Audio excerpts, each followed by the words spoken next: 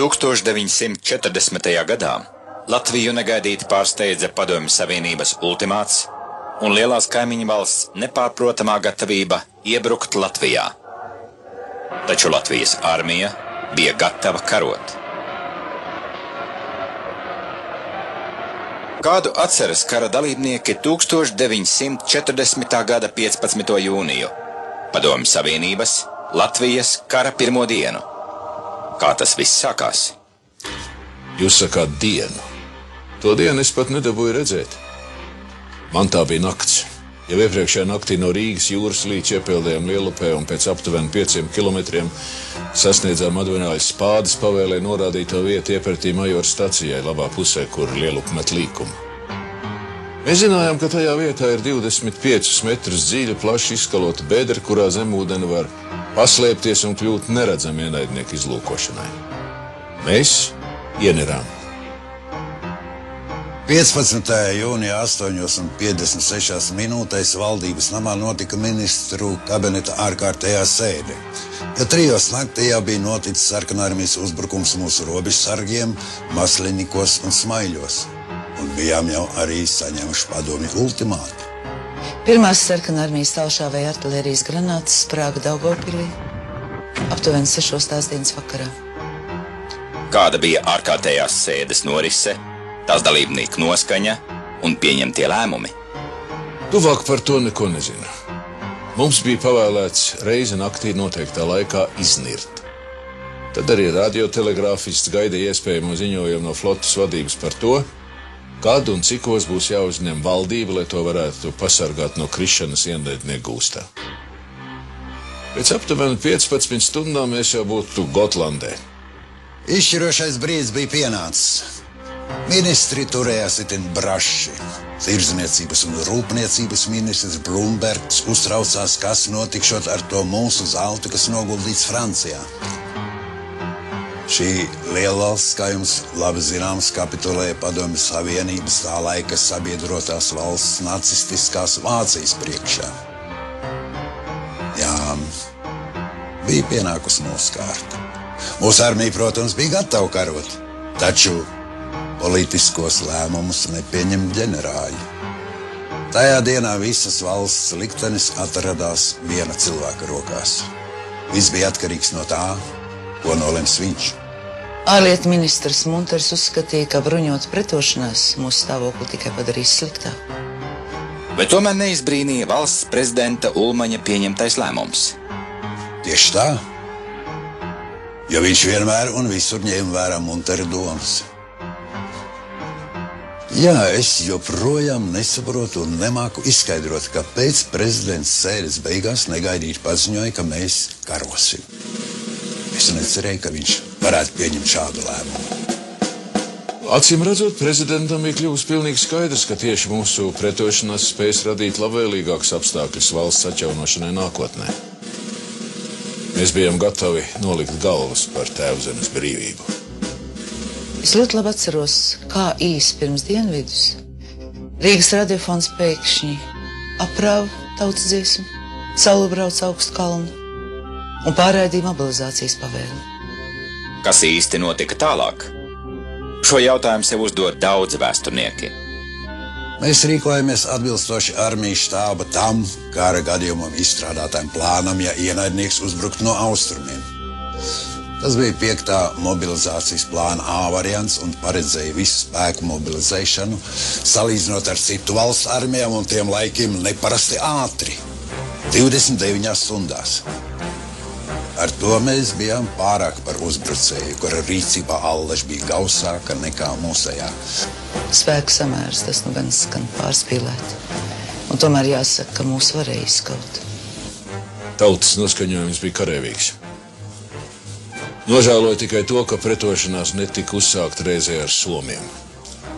Neviens vien todien aizdomājās tieši par parlamentāras, nevis autoritatīvi vadītas valsts iespējām. Nelielas kaujas sadursmes sākās valstī vēl esot priekšmobilizācijas periodā. Taču tie nebija ļoti bīstami plaši uzbrukumi. Kāda īsti bija sarkanarmijas vadības rīcība tajās stundās kara pirmajā dienā? Viņiem bija plāni izstrādāt tam gadījumam, ja mēs nepadotos, ja Ulmanis nolemtu karot.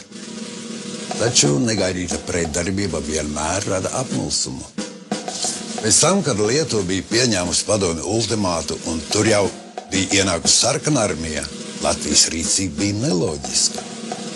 Un sarkanā armijas apmulsums un ziņas par to, ka Latvija nepadodas, iekustināja lietuviešus. Vispirms viņa aizsarga šauļi sāk apšaudīt okupācijas spēku kolonas. Un tad jau visi bruņotie spēki izvēlējās nepakļauties Smetonam. Un arī sāk uzbrukt kolonām, kuras nebija gatavas aizsargāties. Un tā uzbrukums pret mūsu dienvidu robežu nesākās. Uzbrukums nesākās arī pret mūsu ziemeļu robežu. Vai tiešām sarkanā armija neattīstīja plašāku uzbrukošu darbību pret Latviju jau pirmajā dienā? Jau 8 vakarā bombardēja Reizekni. Tur mūsu zenīta artilērija aizstāvējies ļoti sekmīgi.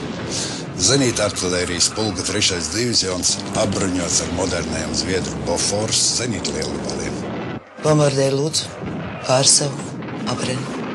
Taču nebombardēja Rīgu. Vairāk iemeslu dēļ padomju aviācijai tāds uzdevums netika dots. Kādas operācijas tajās stundās veica Latvijas bruņotie spēki? Pēc tam, kad ministru kabineta ārkārtas sēde tika slēgta, darbu sāka valsts aizsardzības padome. Prezidents iecēla mani par bruņoto spēku virspavēlnieku. Diemžēl jau vakarā, neizturot spiedienu, atkāpās 3. Abrenes robežsargu bataljons. Šie robežsargi gan bija apbruņoti vismodernākajām vācu mašīnu pistolēm, taču pat tādām izskaptīt ļaujamais vāls bija par traknu. Jūras novērošanas dienas sekoja, vai nenotiek ienaidnieku desants gaujas un Lielupes grīvu vietās. Nesmakas no tāda. Lai labāk izprastu Latvijas bruņoto spēku spējas, vajadzētu pastāstīt ko vairāk par dažādu vienību, piemēram, pārvietošanos. Pirmās Kurzemes divīzijas 3. Jelgavas kājnieku pulka sedzēja vienības 3. bataljona gājienu kolona sasniedza robežu ar Lietuvu un nocietinājās priekšgrupu pozīciju līnijā Auca Elēja Bauska. 1. Liepājas kājnieku pulka 2. un 3. bataljons virzījās pret Ezeri, Vaņoni, Paplaku, Durbi un Cīravu. Tas ir pret sarkanarmijas bāzēm, kuras tur atradās saskaņā ar savstarpējās palīdzības paktu jau kopš 39. gada rudens. Komandierim pulkonim Krīpenam bija uzdots paveikt neiespējamo, sakaut tanku garnizonu Ezerē un iegūt trofeju tankus un munīciju. 2. Ventspils kājnieku pulka 1. bataljons jau bija sagatavojies uzbrukumu kaujai, lai ieņemtu padomju aviācijas izmantotos lidlaukus pie Kuldīgas. 2. un 3. bataljons virzījās pret Ēdoli, Pilteni, Ventspili un Dundagu. 1. Liepājas kājnieku pulka 1. bataljons, kurš skata pēc tika turēts Liepājā arī pēc bāzes līguma, jau pievakarē bija ierauts priekšlaicīgā kaujā pret pārspēku, kurš sakauts un izklīdināts. Mūsu otrā lielākā pilsēta tika zaudēta jau kara pirmajā dienā. Tuvu naktī armijas štāba informācijas daļas radio izlūkošanas nodaļas vadītājs pulkvežleitnants Kažmers ziņoja, ka zemūdens Spīdola nogremdējusi kreiseri Kirovu. Komanda kapteinim Kalacim ir aci. Nolaid to čaumali pa burbuli, ka nemets. Un naktī mēs pirmoreiz iznerām no slēptuves, ievērojot vislielāko piesardzību. Mēs tad nezinājām, ka visu to apkārtni modri apsargāja īpaši atlasīta armijas štāba bataljona karavīri, kuri savukārt nezināja, ko viņi sargā. Slepenība tika ievērota vislielākā mērā. Vārna tur nevarēja pārlaisties. Kas notika 16. jūnijā? Jau agri no rīta padomju karakuģu artilērija tomēr spēja uzsākt galvaspilsētas apšaudi. Kontrabateriju atbildes uguni atklāja mūsu karaflotes flagkuģa virsējuša ātršāvēja artilērija. Pilnā sparā turpinājās mobilizācija. Jau nākošās dienas rītā mums bija 130 000 vīru liela armija. Mobilizācija varēja turpināt līdz pat 200 000. Tiesa gan apbruņojuma un munīcijas tik lielai armijai mums pietika tikai 2 nedēļas sīvām kaujām. Uzbrucēji nāca kā melna padebesis, taču ļoti pašpārliecināti, bez iepriekšējās artilēriskās sagatavošanas vai aviācijas uguns. Pat bez viena paša bruņota automobiļa atbalsta. Nāca un izšķīra pulkas prostagonīs. Krievu cīņas taktika nebija mainījusies kopš Pirmā pasaules kara. Uzbrukumam sekoja mūsu pretuzbrukums, tad vēl viens ienaidnieku uzbrukums un atkal nesekmīgs. Svētdienas rīts. Abreni bija zaudēti. 7. Siguldas kājnieku pulka garnizons atkāpās no Viļakas, taču armija gatavojās aizstāvēt Balvus. 9. Rēzeknes kājnieku pulka garnizons atkāpās no Ludas. Armija gatavojās aizstāvēt Rēzekni, Krāslavu un Daugavpili. Lieki jautāt, vai sarkanarmijai bija liels bruņojuma pārsvars. Taču kā tādos apstākļos rīkojās Latvijas armija? Cīņās pret tankiem mūsu kājnieki atdarināja somu taktiku no padomju somu kara. Ja mēs sašāvām tanku grupas komandieru tanku, kur varēja pazīt pēc rācijas aplociņa, tad apstājās un kļuva nevarīga visa grupa, palikusi bez vadības. Tātad pietika apturēt, teiksim, katru 5. tanku. Diemžēl arī šī taktika mums nelīdzēja pie Liepnas, kur tieši plašāku tanku masu uzbrukums sagrauja priekšgrupu pozīcijas.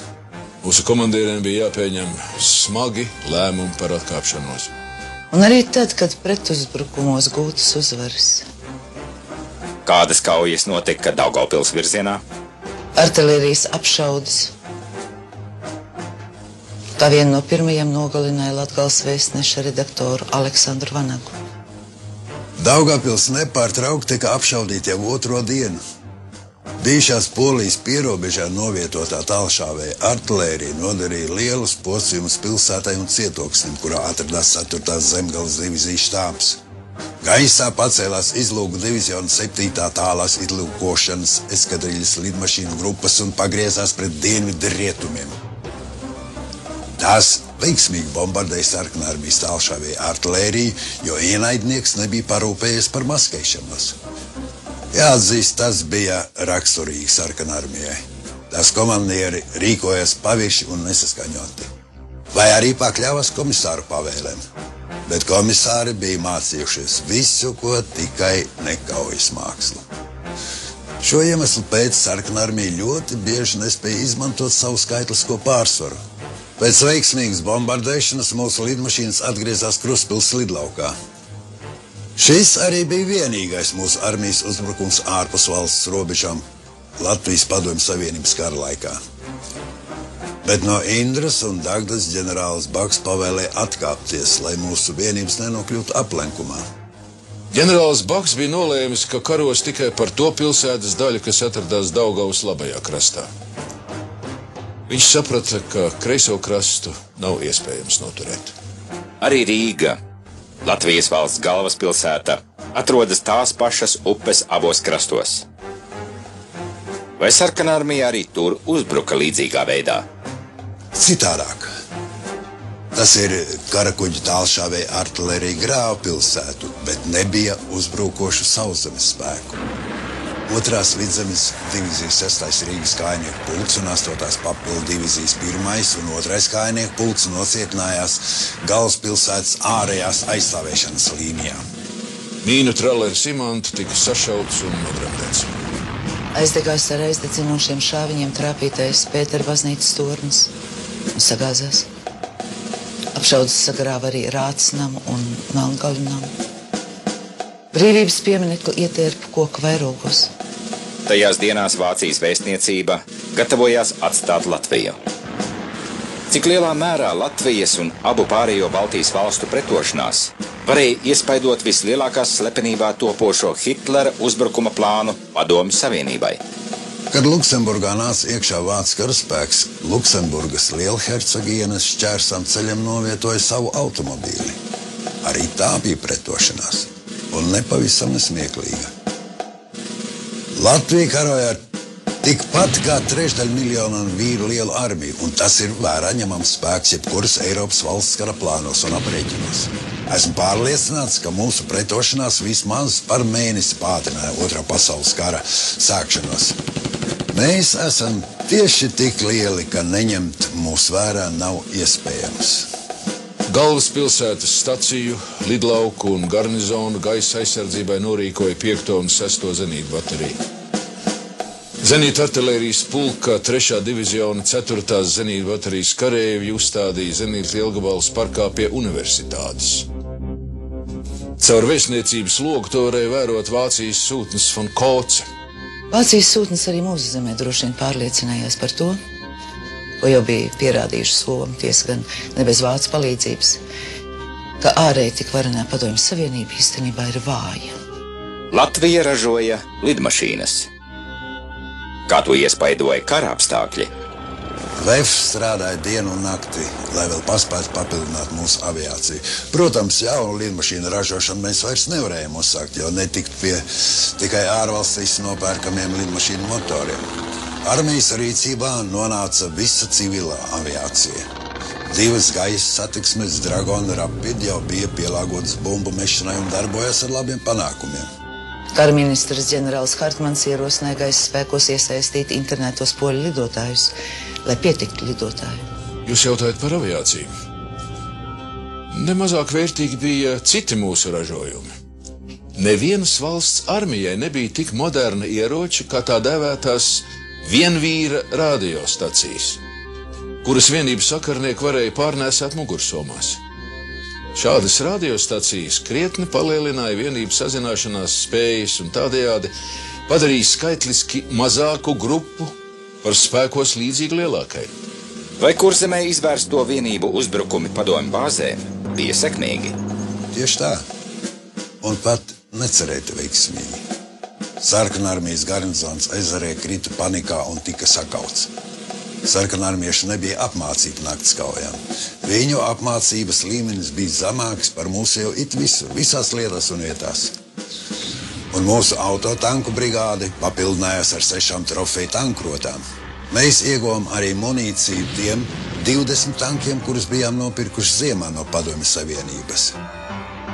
Tagad, protams, bija kļūst skaidrs, kāpēc tie bija pienākuši bez munīcijas. Kuldīgas lidlauka ieņemšanā iesaistījās aizsargu aviācijas ekskadriļas. Un arī izlūku diviziona 8. jūras izlūka eskadriļas hidroplāni. Tik tālu viss ir skaidri saprotams. Bet kā varētu vērtēt tālāko iespējamo notikumu gaitu? No kara darbības apdraudētajām vietām bēg iedzīvotāji. Mūsu bruņotais vilciens pie Daugavpils tika sašauts. Okupācijas spēka Lietuvā un Igaunijā joprojām nebija spējuši pārgrupēties. Radio izlūkošanas nodaļa pārtvēra Sarkanarmijas vadības sarunas un atšifrēja šifrētas ziņojumus. Tie liecināja, ka hauss nemazinās. Un vistuvākajā laikā uzbrukums pret dienvidu un ziemeļu robežu nav gaidāms. Jā, bijām jau zaudējuši kādu daļu no teritorijas Latgalē un nebijām pilnīgi izsituši bolševikus no bāzēm Kurzemē. Taču stāvoklis nebija ļaunāks par to, kādu armijas štābs jau bija paredzējis, plānojot valsts aizsardzību kara gadījumā ar Padomju Savienību. Pats ļaunākais taču nebija noticis. Mums neuzbruka abi pasaules pārdalītāji vienlaikus, kā viņi to bija izdarījuši Polijā. Un mūsu griba aizstāvēt valsti bija tik liela, kāda tā mēdz būt tiem, kuri uzvar. Mums bija arī kara plāns, kas paredzēja valsts aizstāvēšanu, ja tai kopīgi uzbruktu gan staļiniskā padomija, gan hitleriskā Vācija. Nē, stāvoklis nebija absolūti bezcerīgs. Ja Baltijas telpā tajā dienā ielaustos Anglija un Amerika kādus nopietnus rēķinus kārtojot, tad nākošos Latvijas armijas gadasvētkus mēs kopīgi atzīmētu Maskavā. Kādas kaujas notika 16. jūnija pēcpusdienā? Desanta apkarošanai paredzētā Durkļu baterija vēl turējās. Arī kustīgās baterijas uz dzelzceļa lafetēm novietotie tālšāvē lielgabali, kas varēja pārvietoties no Saukrastiem līdz Tukumam. Jā, Rīga drebēja ienaidnieku karakuģi apšaudēs. Sagrāba dzels un pontonu tiltu, Spilvas lidlauka lidmašīna angārus. Īpaši smagi bija cietis Daugavgrības cietoksnis. Karaflotes flagkuģis sašauts un nogrims. Pārvarot stipru pretestību, izdevās ieņemt Vaņoni. 47 mm Böhler prettanku lielgabali ļoti sekmīgi cīnījās pret Krievu bruņotajiem automobīļiem un tanketēm un vieglajiem tankiem. Jā, viņa bruņojums toreiz nepavisam nebija izcils. Tātad kaujas turpinājās. Tieši tā. 3. divīzija grupa, kas sastāvēja no 1. un 5. Kurzemes divīzijas, turpināja attīstīt uzbrukošu darbību Ventspils un Liepājas virzienā. Vēl nebija uzņemta sakara ar Igauniem un Lietuviešiem, taču robežsargu brigādes vadība bija izsūtījusi 2 robežsargu brigādes un armijas sevišķu uzdevumu virsnieku grupas, kur uzdevums bija stāties sakaros ar kaimiņu valstu bruņoto spēku vadību. Ja tas nebūtu iespējams, tad sakari jāuzņem ar mūsu galvenās aizstāvēšanās līnijas tuvumā operējošu bruņoto vienību komandieriem. Pastāvēja mūsu flanku apņemšanas briesmas, un mēs nezinājām, kādi ir Igaunijas un Lietuvas karu plāni. Vai aizsardzības padomes sēdēs piedalījās arī ārlietu ministrs Munters? Atbilstoši likumam, ārlietu ministrs neietilpa valsts aizsardzības padomes sastāvā. Taču, ja bija vajadzīgs, viņš uz padomes sēdēm tika uzaicināts. Un man jāsaka, ka prezidents viņu aicināja bieži. Tajā vakarā Munters mums ziņoja, ka viņa vadībā jau ir nodibināti radiosakari ar sūtni Zariņu Londonā un ar Salno Stokholmā. Par ko vēl padomes sēdē ziņoja ārlietu ministrs? Par šo un to tā teikt, ka jāpanākot atbalsts Zviedrijā un Somijā, armijas artilērijas inspektors ģenerālis Dannerbergs tad jautāja, kāpēc ārlietu ministrs vēl miera laikos bija iebildis pret papildu ieroču pirkšanu Zviedrijā. Es izlikos, ka ģenerāļa nesavaldīgumu neesmu ievērojis, bet Ulmanis apsauca ģenerāli. Munters zināja, ka armijas vīriem viņš nepatīk, taču Munteram bija savu trumpi. Kā notiktu armijas apgāde, ja karš ieilgtu? Uz runāšanu pieteicās pulkvedis Krievs, apgādes pārvaldes bruņošanās daļas priekšnieks. Viņš klāstīja, ka tādu satiksmi varētu uzturēt arī ar zemūdens kuģiem, izveidojot papildu zemūdeņu slēptuvi Milgrāvī. Sūtņiem Anglijā un Vācijā jāievadot sarunas par vairāk zemūdeņu pirkšanu. Par vēlu. Smago bruņojumu neviens vairs nepārdotu. Bet zelts un valūta jātaupa trimdas valdībai un nākotnes Latvijai. 2 mēnešus mēs fronti nenoturētu. Tā tik ģenerālis Balodis varēs svežzemniekiem lielīties. Pietrūkt ieroču. Cīņas gribas pietiktu 2 mūžībām. Pirms vācu poļu kara sākšanās Latvijas valdība bija veikusi visai prāvus ieroču iepirkums ārzemēs. Vai visi šie ieroči nonāca pie saviem likumīgajiem īpašniekiem? Pulkvedis Krievs ieminējās arī par angļu ieročiem, un tas mani sadusmoja. Es skaļi jautāju, kur tad ir mūsu valdības nopirktie 30 teicamie iznīcinātāji Hawker Hurricanes? Ja atsvērtu 300 Krievu lidošās kastes. Sakarā ar vācu poļu kara sākšanos Anglijas valdība atteicās atdot Latvijai tās īpašumu. Tieši tas pats notika ar mūsu nopirktiem 12 zenītlielgabaliem. Vienīgais, kā varam sevi par to mierināt, ir tas, ka šie mūsu ieroči karoja pret hitleriešiem. Tā paša gada jūlijā, līdz pat septembrim, tā dēvētā kauja par Angliju. Mūsu Hurricane pret Luftwaffe. Čērčila pateicības vārdu patiesībā pienākas arī mums. Jā, mēs par maziem tik bieži nosaukātie tajā reizē glābām tos, kuri ierindos sevi pie lielajiem. Bet pirms mēs sākam karot, Vācija toties akurāt izpildīja visus mūsu pasūtinājumus. Un tajā sēdē es tomēr stingri pieprasīju no bruņošanās daļas priekšnieka, lai mēs saņemtu Vācijā nopirktās, bet līdz Latvijai vēl netikušās 86 haubicas. Un ar visiem vilcējiem. Iedomājieties tikai, kas tas par ugunsspēku. Jo tam, kurš izveicīgi savā zemē un katras zemes pēda palīdz karo, pietiek ar mazāku ieroču daudzumu. Bet uzbrucējam bieži vien pat 3 kāršu pārsvars ir nepietiekošs. Munters domāja, ka nav ko brīnīties par to, ka Vācija tik akurāti pasūtinājumu izpildē. Vācija lielākā mērā nekā Anglija bija atkarīga no Latvijas lauksaimniecības ražojuma eksporta. Mēdis nekaros. Var spriest visādi par mūsu vājajām un stiprajām pusēm, bet arī šajā ziņā mēs bijām pārāki. Kā darbojās dzelzceļu satiksme? Galveno dzelzceļu līniju postījumi nebija tik lieli, lai apturētu satiksmi. Tomēr visai ievērojami tie bija kara darbības apgabalos. Vilcienu kustība pēc kara laika grafikām tika nodrošināta aptuveni par 2/3. Kāpēc sarkanarmijas aviācija tik ūtri bombardēja dzelzceļu līnijas? Uz tādu jautājumu ir grūti atbildēt. Te tā pirmā un vienīgā reize, kad Krievi rīkojas neizprotami un muļķīgi. Ienaidnieks tomēr bombardēja visas lielākās pilsētas, pie kurām notika pretošanās. Jo īpaši valsts austrumos vairāki prezidenta daudzinātā celtniecības laikmeta saltākie pieminekļi pārveiktās drukās. Man šķiet, ka šādas ziņas ļoti iespaidoja prezidentu, un viņam radās nodoms redzēt pašam, kas notiek frontē.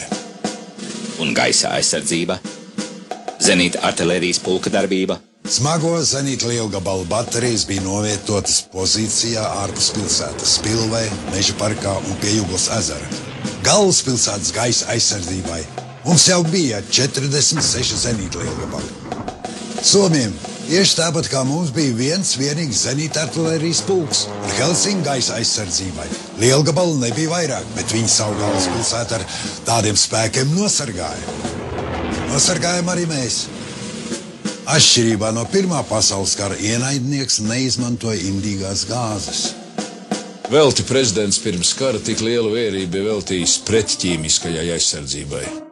Modernajā karā graujošā darbība ar daudz lielākām sekmēm paveica aviācija un tanki.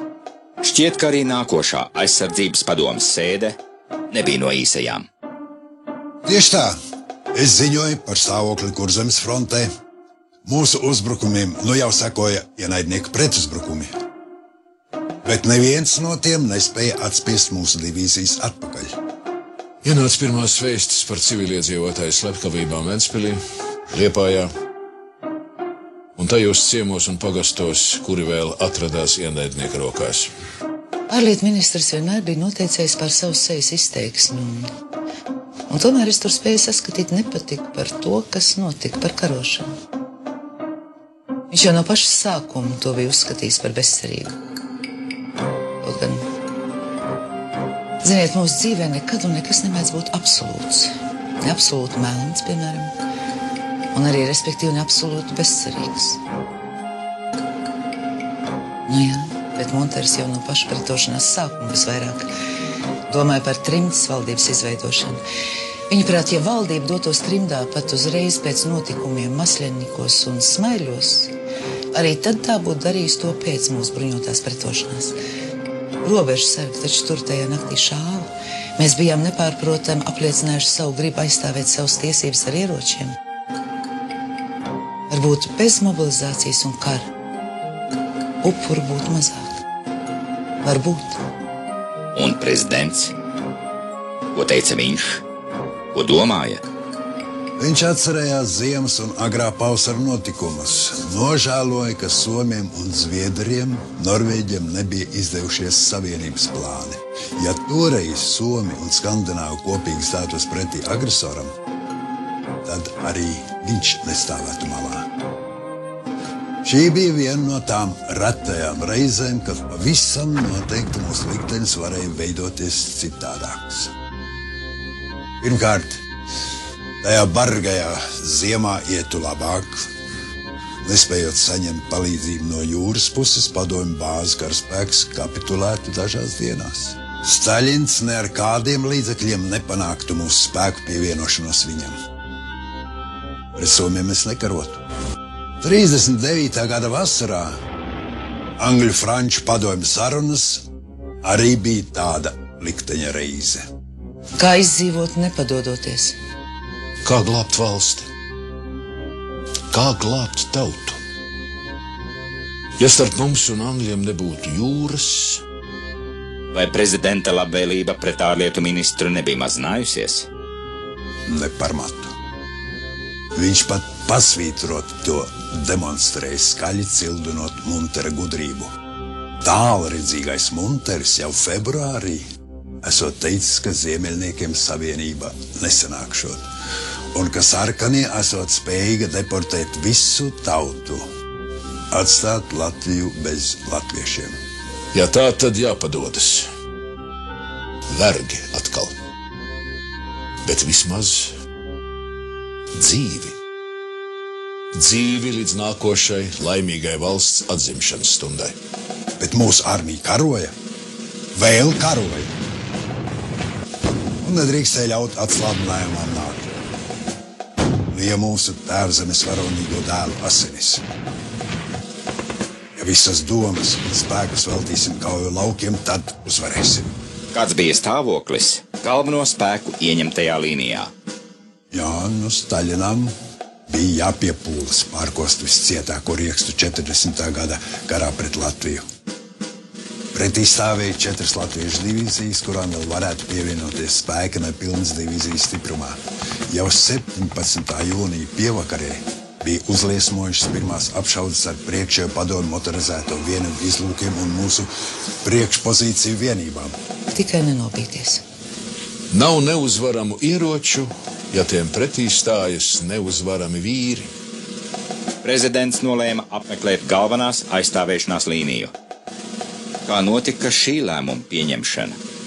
Jau tad, kad viņš dabūja zināt par lielajiem postījumiem Latgales pilsētās, viņš sāka domāt, ka jāatstāja gandrīz pilnīgi drošā virspavēlnieku štāba apakšzemes telpa un vismaz puse dienas jāvada starp kareiviem.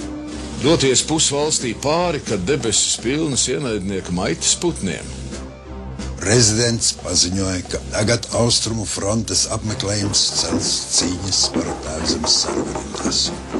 Viņš pasauca savu sekretāru Rudumu un adjutantu Lūkinu un teica, mēs brauksim. Es negribu teikt neko sliktu, taču jāsaka, ka šī bija neprātīga iecerē. Es pat domāju, ka viņš bija nolēmis valsti neatstāt, lai notiek, kas notikdams. Vai kāds mēģināja viņu atrunāt? Tieši tā. Prezidenta nozīme valstī bija tik liela, ka nebija nekādas vajadzības par to pārliecināties, uzņemoties nesamērīgi lielu risku. Ārpus slepenās apakšzemes telpas īstas drošības taču nebija nekur. Prezidents neņēma vērā nevienu iebildumu un pieprasīja sagatavot karavīru tērpu. Vēsturē jautājumi par prezidentu vēl būs daudz.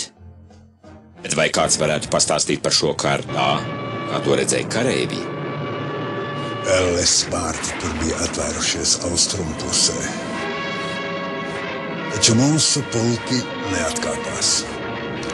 Galvenās kaujas līnijas priekšā visā uguns sprosta dziļumā. Zeme bija kā nosēta ar kritušajiem sarkanarmiešiem. Plati robi bija arī mūsu rindās. Pamieris kritušo aizvākšanai netika lūgts, nec arī piedāvāts. Karojošās puses bija tāda naida pārņemts, ka nespētu vienoties arī vienkāršā cieņas izrādīšanā kritušajiem. Ģenerālis Krustiņš pie Kalpaka pieminekļa bija noskaitījis virs dzejoli – pulkveža atgriešanās. Šo dzejoli no galvas mācēja gandrīz visi karavīri. Raud pulkvedi, kareivi tavi. Ak, neļauj taurēm vairs pūst un piecelies runā uz tautu, lai klusums par gavilēm kļūst. Bet neatbild pulkvedis vairāk ne kareiviem, tautai, nekam. Sedz karoks, sarkanbalts sarkans, ir seju, ir augu tam. Kalpaks krita, bet viņa armija uzvarēja. Kā notiks tagad? Daudzkārt lielāka un stiprāka ir armija, bet arī ienaidnieku spēki tagad lielāki. Vai pa to laiku prezidents jau bija izbraucis no galvaspilsētas? Jā, un jau agri no rīta. Viņi pārvietojās 2 automobīļos. Ar pirmo brauc armijas štāba bataljona aizsardzības grupa. Prezidenta automobīls sekoja. Viņš brauc pa Rīgas, Madonas, Altūžu, Reizeknes ceļu. Un par izvēlēto maršrutu zināja vienīgi virspavēlnieks un sabiedrisko lietu ministrs Bērziņš. Tuvāk un tuvāk frontei. Tieši tā. Visa valsts bija pārvērtusies par vienoti kara apgabalu. Ērgļiem tuvojoties, etapa rajona iestāžu rosība palielinājās. No Ērgļiem uz Madonu braucot, viņi ieraudzīja lidmašīnas lidojumu un apstājās. Lidoja no dienvidu vakariem. Mūsējie 6 Gloster gladiatori, ātrākie divplākšņi pasaulē, ar kuriem Angļi karoja līdz pašām otrā pasaules kara beigām. Grupās pa 3 aizšāvās uz Lubānas pusi, un arī abi automobīļi turpināja joņot tajā pašā virzienā. Prezidents bija nolēmis, ka neapmeklēs ne armijas noliktavas pie Madonas, ne arī Piestās pilsētā. Tas, ko viņš bija redzējis braucot, liecināja, ka visas ar armiju saistītās aizmugures lietas etapa rajonos ir priekšzīmīgā kārtībā. Madona jau bija piefrontes pilsēta. Viņi turpināja braukt galvenās aizstāvēšanās līnijas virzienā. Jo tālāk uz priekšu, jo vairāk ceļi pildījās karavīriem un armijas spēkratiem. Pamalē Dunaj fronte. Tomēr vajadzēja pasteikties ar vismodernāko angļu lidmašīnu pirkšanu. Un arī ar zenītu lielgabaliem. No budžeta prezidents būtu varējis dot visus 30, ne tik vien kā 25% aizsardzībai. Briesmīga pasaule, kurā nauda, ar ko varētu paveikt daudz laba, jātērē nāves rīkiem. Latvijas cietokšņi bija skolas. Bija un būs. 1940. gadā Latvijas armijas stāvoklis bija kļuvis neapskaužams. Latvija cīnījās, viena pati cīnījās un nosiņoja, un audiencēs, uz kurām bija jāgaida aizvien ilgāk, citu valstu vadītāji mūsu sūtņiem izteica savu cieņu un apbrīnu. Un tikai. Kā notika prezidenta uzņemšana Lubānā, 3. Latgales divīzijas štābā. 20. jūnijā pašā dienvidū prezidenta automobilis apstājās pie mācītāja mūžas, kur štābs bija novietojies. No šifrētās telegrammas divīzijas komandieris jau zināja, kādi ciemiņi jāuzņem. Ģenerālis Krustiņš bažīgi apvaicājās, vai patiešām prezidents grib ierasties tieši aizstāvēšanās pozīcijās ierakumos. Prezidents to apstiprināja. Krustiņš iebilda, ka šeit ir fronte. Jā, bija teicis prezidents. Krustiņš tad apgalvoja, ka to līniju, kuru tagad ieņemt, var noturēt ilgi, un ka ienaidnieks nav spējīgs mūs uzvarēt, jo mūs nav iespējams pārmākt citādi, kā viņu pilnīgi iznīcinot. Un tāpēc mēs galu galā uzvarēsim. Ulmans teica, ka iet visur viņu pavadot droša pārliecība par armiju, un paskaidroja tuvāk savus apsvērumus, kāpēc bija izvēlējies karot. Viņš teica, ja mēs nebūtu uzņēmušies šo cīņu, ja domātu, ka tā ir bez jebkādām cerībām uzvarēt tuvākā vai tālākā nākotnē, mēs būtu varējuši padoties un ielaist Krievus bez pretošanās. Upuru būtu mazāk, postījumu būtu mazāk, taču mūsu stāvoklis uz āru līdz ar to pasliktinātos tik lielā mērā, ka valsts diez vai būtu atgūstama. Diez vai politiķu valodā ir tas pats.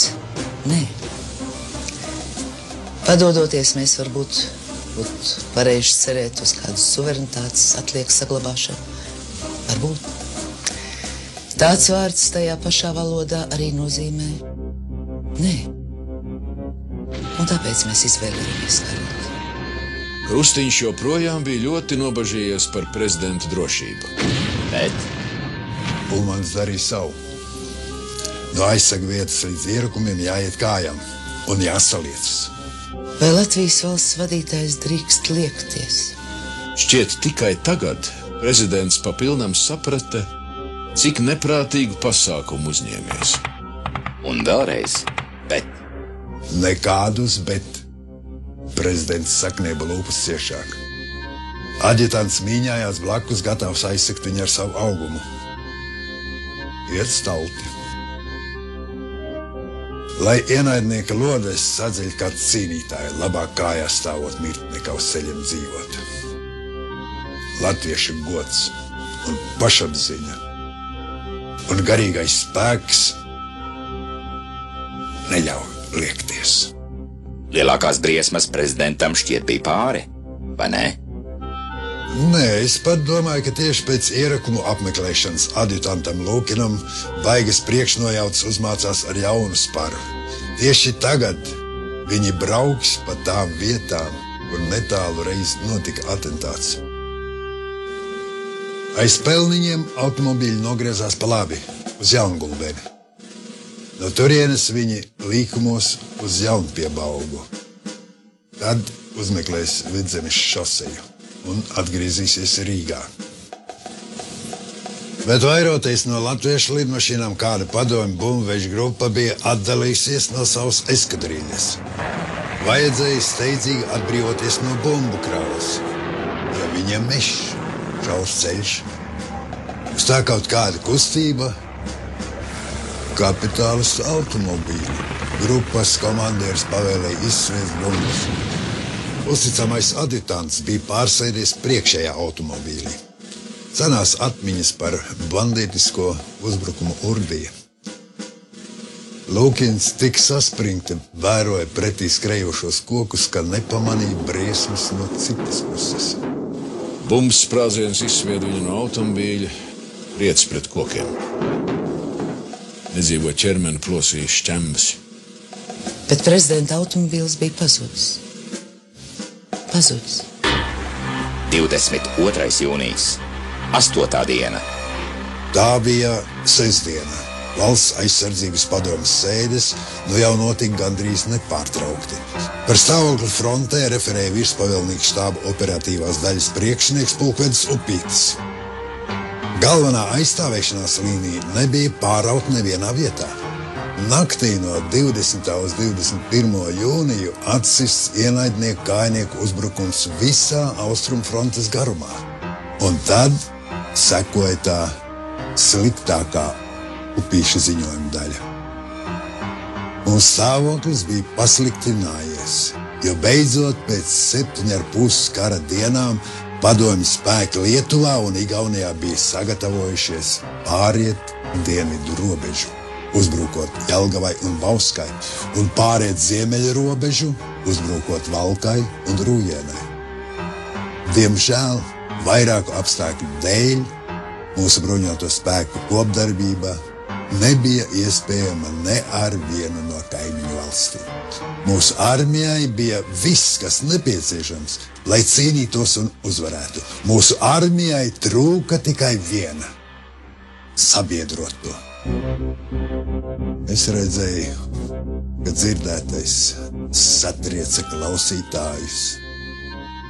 No armijas un aizsargu vīru sejām gan nevarēja nolasīt apjukumu vai bailes, bet ministri saplaka acīm redzami. Vienīgi Bērziņš vēl spēja piecelties un nostāties man blakus. Viņš jautāja, kur palicis prezidents.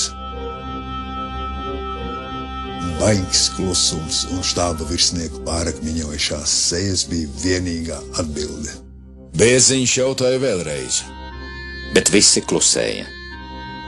Nepavisam ar ne. Es atbildēju, ka valsts un ministru prezidents, doktors Kārls Ulmanis, ir kritis. Kliedza visi kājās pieliekuši, ka tā nevarot būt. Es izstāstīju, kā viss bija noticis. Atkal baigs klusuma brīdis. Bērziņš un Munters skatījās uz mani. Es pētīju abus, apstājoties pie Bērziņa. Neredzams un netverams zirgstis pārliec no viena pie otra. Es redzēju, ka viņi saprot, kas un kā turpmāk darāms. Nepārmijot ne vārdi. Man šķiet, ka Munters visvairāk baidījās, ka tagad viņu nu gan varētu pastumt malā. Bet Berģis, ārlietu ministrs, skaļi neizteiktajām domām atbildēdams, noskaldīja, ka valdība turpina darbu. Jā, apstākļi bija tādi, kas demokrātisku lietu izlemšanu neveicināja. Un kara laikā tas gāja pavisam vienkārši. Bruņoto spēku virspavēlnieks ierosināja par ministru prezidentu iecelt sabiedrisko lietu ministru Bērziņu. Un lieta darīta. Kādi bija turpmākie armijas pārgrupēšanas pasākumi? Visu vienību komandieri no ģenerāļiem līdz instruktoriem saņēma aizliemētas aploksnes ar virspavēlnieku slepeno direktīvu. Zemāko pakāpju komandieriem būtu jāatver aploksnes tādā gadījumā, ja viņiem padotā vienība nepārvaramu apstākļu dēļ nespētu nokļūt līdz otrajai aizstāvēšanās līnijai. Un bija liela daļa tādu vienību, kuru komandieriem bija dota pavēle aploksnes atvērt ātrāk. Munters bija gudrs, ļoti gudrs. Neapšaubām jāveido trimdas valdība. Un nekur citur kā Londonā. Kad Munters savu uzstāšanos sāka ar vārdiem trimdas valdība, mans skatiens, gribot, negribot, laikam jau iezvairojās. Mēs taču vēl karojam. Mēs taču nedrīkstējam tādā brīdī runāt tā, it kā jau būtu sakauti. Munters manu skatienu ievēroja. Atklepojās un teica, ka šis ir uz priekšdienām, tomēr netālu atliekams temats. Un turpināja, ka no ārkārtas sūtņiem Somijā ir saņemta Somu valdības izpratne par Latvijas valdības rīcību. Tad es gribēju zināt, kā ir ar Angļiem. Munters atbildēja, ka Angļus mēs esam pazaudējuši jau pagājušā gada jūlijā. Bet droši vien, un nevis tikai var būt, ka pat ātrāk, un arī frančus. Un tad es vairs nespēju savaldīties. Es kliedzu, ka tie sātani patur pie sevis mūsu lidmašīnas un lielgabalas. Es kliedzu, kaut gan labi sapratu, ka smagā bruņojuma piegādes vairs nebija iespējamas. Un arī tad ne, ja Angļi piepieši pārdomātu. 1 miljons sterliņu mārciņu mums bija noguldīts Anglijā ieroču pirkšanai. Liela nauda, bet kuģiem un zemūdenēm, kas apgādāt partizānus, vajadzēs bāzes, un tādas bāzes neviena Eiropas valsts neļautu ierīkot uz savas zemes, ja nu vienīgi Somija. Munteram tomēr taisnība. Atliekot trimdas valdības veidošanu, tā lieta varēja nojukt pavisam. Jādod uzdevumu štāba priekšniekam, lai beidz plānot pēdējo operāciju. Kareivi saņēma pavēli taupīgi lietot munīciju. Tā nebija laba zīme. Sadromuši puiši gaidīja kārtēju uzbrukumu. Sarkanai armijai bija vairāk kareivi nekā loži mūsu armijai. Drīz Staļins varēs smiet liels smieklus. Pērcis pagriezās pret karti. Viņš teica, ka galveno uzdevumu mēs esam izpildījuši. Mēs nepārprotam esam pierādījuši visai pasaulē, ka savu brīvo valsti nevienam un nekad neatdosim. Un tagad pirmkārt jārūpējas par to, lai armija nenonāktu gūstā.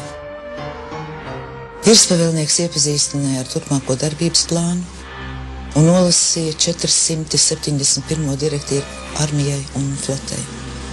Tur bija teikts, ka nākošais kaujas uzdevums būs partizānu karš.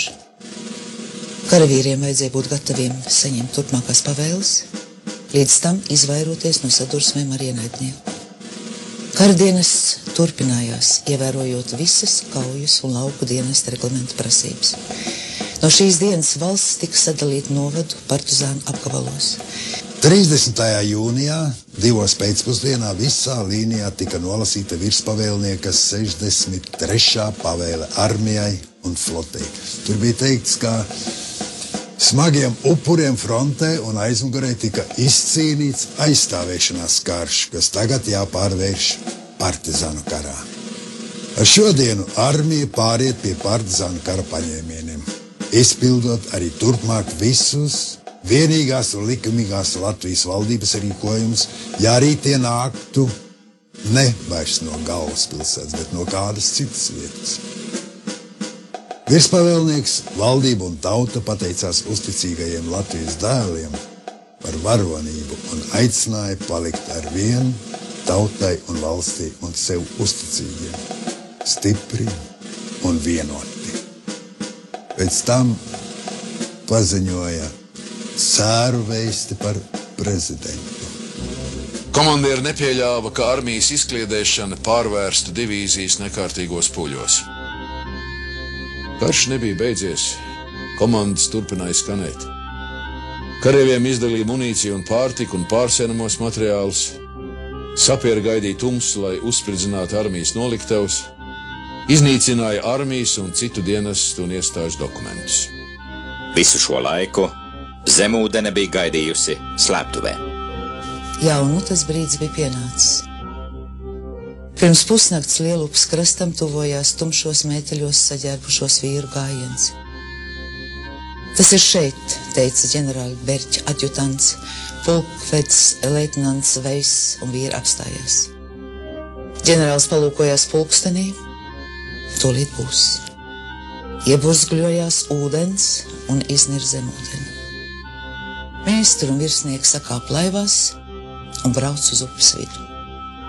Iedūcās roņa dīzeļi, un nepilnas minūtes laikā Latvijas valdība bija pazudusi upes dzelmē.